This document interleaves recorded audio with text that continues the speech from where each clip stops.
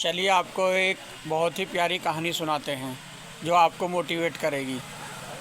ये कहानी है गांव के जमींदार निर्धन सिंह जी की। मैं हूं शाकिर जोजा, मोटिवेटर और पब्लिक स्पीकर। आप देख रहे हैं हमारा YouTube channel the mind changer. निर्धन सिंह जी के दादाजी, जिनके पास 100 बीघा ज़मीन थी, गांव के जमींदार थे। निर्धन सिंह जी के दादा के 4 पुत्र थे। वो ज़मीन 4 पुत्रों में 25-25 बीघा ज़मीन आ गई। निर्धन सिंह जी के पिता के हिस्से में भी 25 बीघा ज़मीन आई और निर्धन सिंह जी के पिता के 5 पुत्र थे। निर्धन सिंह जी के हिस्से में भी 5 बीघा ज़मीन आ गई। तो गांव के अंदर निर्धन सिंह जी का बहुत बड़ा रुतबा था। उनके पास 5 बीघा ज़मीन, 1 कटिया, 1 भैंस और 1 कटरा भी था। निर्धन सिंह जी की ज़िंदगी बहुत मज़े की गुजर रही थी, क्योंकि वह सुबह अपने खेत में जाते थे। काम की कोई कमी नहीं थी, उनके पास रोज़गार बहुत था।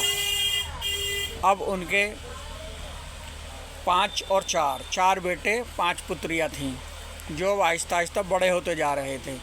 सभी की उम्र लगभग 1 साल छोटे बड़े थे, यानी 10 साल या 12 साल छोटा सबसे छोटा बच्चा था और 10-12 साल बड़ा सबसे बड़ा बच्चा था। अब उनकी सबसे बड़ी बेटी ही थी। निर्धन सिंह जी अपनी ज़मींदारी में गांव में बड़ा रुतबा रखते थे।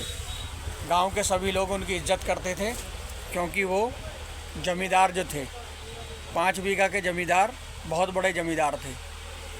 उनके 4 पुत्र और पिता पाँचों सुबह ही अपने खेत पर जाते, क्योंकि अब उनके पुत्र भी जवान हो गए थे। 16 साल 18 साल लगभग इस एज में पहुंच गए थे।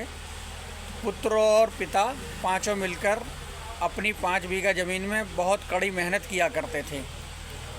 दूसरी तरफ उनका भाई, जमींदार निर्धन सिंह जी का भाई धनवा, बहुत ही नालायक निकला। उसने अपने ख़ानदान की सारी नाक कटा दी।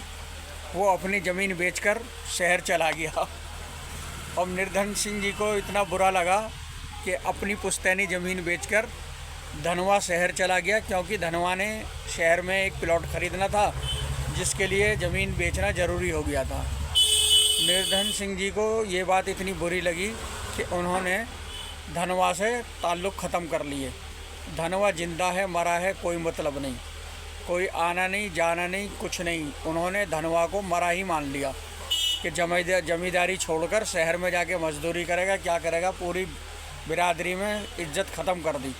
उससे सारा वास्ता निर्धन सिंह जी जमींदार जी ने ख़त्म कर दिया।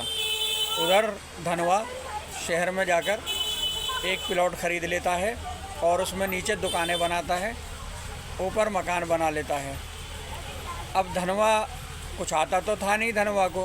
वो गांव में रहा, जमींदारी में रहा, तो उसको पत्नी को एक दही बनानी आती थी। उसने एक दुकान में अपना वही दही का कारोबार कर लिया। अब जमींदार फैमिली से ईमानदार फैमिली का बंदा था धनवा। वो ईमानदारी से बगैर कुछ मिलावट के असली दही बेचने लगा। अब मोहल्ले पड़ोस के जो लोग आएँ, एक बार दही खाएं तो तारीफ़ करें। अब तारीफ़ करते उसका नाम आसपास सब में फैलता चला गया। तो अब उसको ज़रूरत पड़ती है थोड़े से ज़मीन के टुकड़े की। उसने एक ज़मीन का टुकड़ा और ख़रीद लिया अपने घर के पास ही, क्योंकि उसको उसमें भैंसें बांधनी जो थी। अब उधर चलते हैं जमींदार निर्धन सिंह जी की तरफ। अब जमींदार निर्धन सिंह जी के बच्चे बहुत कड़ी मेहनत से खेतों में काम करते और बहनें भी सुबह में उनके कटिया और भैंस के लिए घास वगैरह लेकर आती। उनका काम बहुत बढ़िया चल रहा था, क्योंकि वो जमींदार जो थे, जमींदार नहीं भी थे तो जमींदार कहलाते जो थे, वो बहुत खुश थे। अपना पुश्तैनी काम जो चला रहे थे, जो उनके दादाजी ने शुरू किया था। तो निर्धन सिंह जी बहुत ज़्यादा खुश थे, लेकिन इस खुशी को कुछ दिन तक ही बाकी रहना था। बच्चियाँ बड़ी होती चली गईं। अब उनको उनके शादियों के फ़िक्र लगते हैं। कोई रिश्ते को तैयार नहीं, क्योंकि सभी लोग जानते थे कि निर्धन सिंह जी सिर्फ नाम के जमींदार हैं और ये बेटियों को कुछ दे नहीं पाएंगे। बड़े परेशान हो गए निर्धन सिंह जी। अब उन्होंने बच्चों से कहना शुरू किया कि बेटा, मजबूरन कहा कि अब तुम शहर जाओ, अपना कुछ काम करो, मुझे नहीं भी दो तो खुद कमाओ खाओ। बेटों को शर्म जो आती थी, जमींदार के बेटे थे, शहर जाकर मजदूरी कर नहीं सकते थे, कोई स्किल उन्होंने सीखा नहीं था। तो खेती वो करते थे अपने बाप दादा के साथ, सुबह से शाम तक कड़ी मेहनत करते थे, जिसको एक अपशब्द इस्तेमाल किया जाए तो अपशब्द में ये कह सकते हैं कि जिस तरह गधा मेहनत करता है उससे भी कहीं ज़्यादा वो मेहनत करते थे, चारों भाई और पिता जमींदार निर्धन सिंह जी। पूरे दिन खेत में 5 बीघा के जमींदारी में काम करके घर लौटते तो उनकी पत्नी निर्धना उनके लिए खाने में लहसुन मिर्च की चटनी और एक एक रोटी 5 को दे देती। उनका इससे पेट तो भरता नहीं था, लेकिन किसी से वो कहते भी नहीं थे, क्योंकि इज्जतदार जो थे, जमींदारे घराने से थे।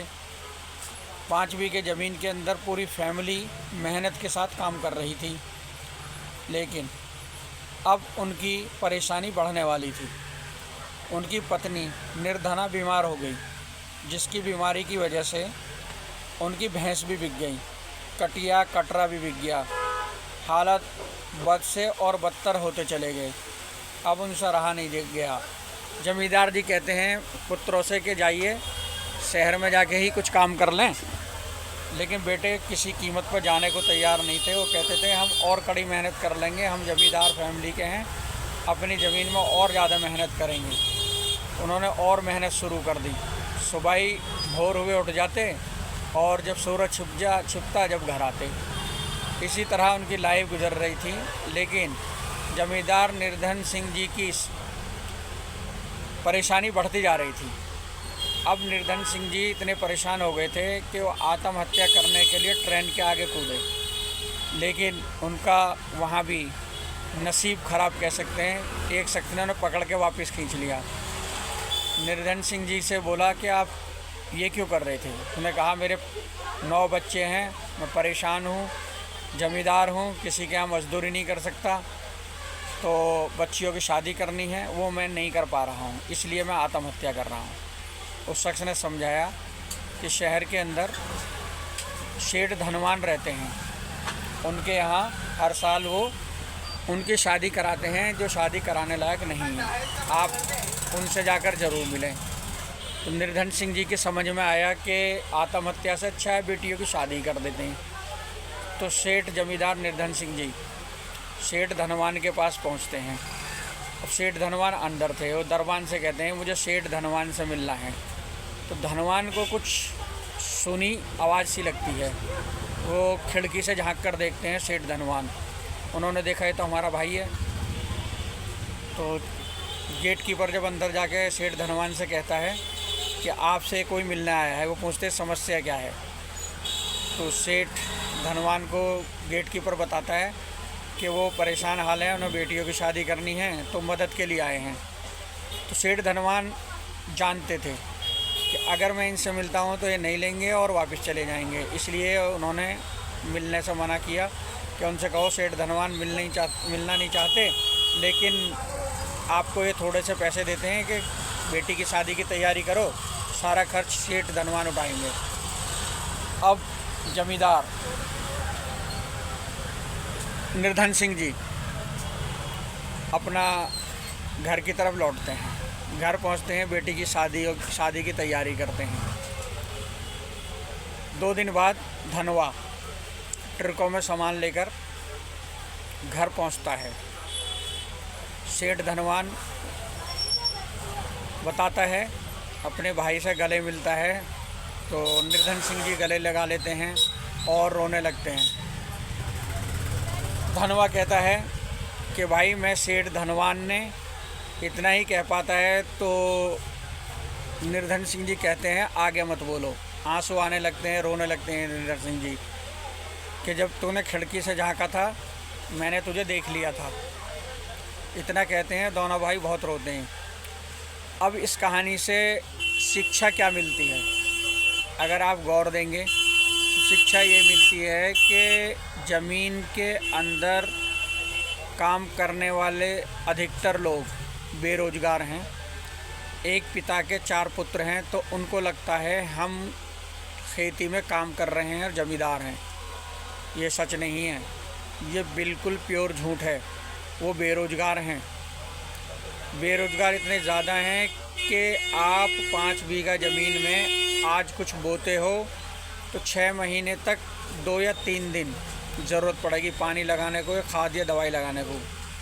उसको आप लगा सकते हो, बाकी आप बाहर जाकर काम कर सकते हो। धन्यवाद, आपने हमारी कहानी सुनी। अच्छी लगे तो शेयर और लाइक करें।